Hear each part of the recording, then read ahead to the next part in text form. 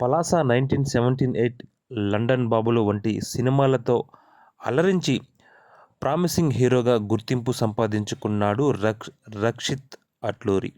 అయితే తరువాత చేసిన నరకాసుర పూర్తిగా నిరాశపరిచింది. ఈసారి ఎలాగైనా హిట్టు కొట్టాలని భావించి తన తండ్రి వెంకట సత్య దర్శకత్వంలోనే ఆపరేషన్ రావణ్ అనే సినిమా అయితే చేశాడు.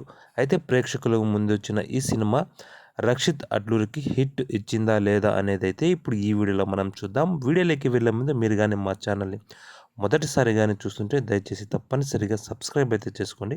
అలాగే వీడియోని అయితే ఒక్క లైక్ అయితే చేసి మన ఛానల్కి అయితే సపోర్ట్ చేయండి. ఇక ఆపరేషన్ రావణ్ మూవీ స్టోరీ ఇప్పుడు మనం చూద్దాం. రామ్ TV45 అనే ఛానల్లో జర్నలిస్ట్గా చేరుతాడు. ఆమనికి ఇతను అసిస్టెంట్గా కీలక బాధ్యతలు చేపడతాడు. ఆమని ఓ సీనియర్ జర్నలిస్ట్. అయితే అధికార పార్టీకి చెందిన ఓ మంత్రి అక్రమాలకు సంబంధించి ఆమె కీలక వివరాలైతే సేకరిస్తుంది. వీటితో లైవ్ చేసి అతని భాగోతాన్ని బయటపెట్టాలని ఆమె అయితే ప్రయత్నిస్తుంది. అయితే అలా చేస్తే వారికి వచ్చే ప్రాజెక్టులు ఆగిపోతాయేమో అని భయపడి పై అధికారులు ఆమెనైతే అడ్డగిస్తారు. ఇక ఆమె వేరే ఛానల్లో చేరితే ఆమె ఆ వివరాలు ఎక్కడ వాళ్ళకి ఇస్తుందో అని భావించి ఆమెనైతే క్రైమ్ ఇన్వెస్టిగేటివ్ డిపార్ట్మెంట్కి అయితే మార్చేస్తారు. ఈ క్రమంలో పెళ్లి కుదిరిన అమ్మాయిలు వరుసగా హత్య చేయబడుతుంటారు.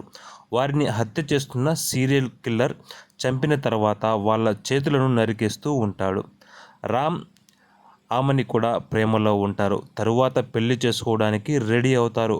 ఇక అదే టైంలో మన హీరోయిన్ ఆమనిని కూడా సీరియల్ కిల్లర్ అయితే కిడ్నాప్ చేస్తాడు. తరువాత ఏమైంది?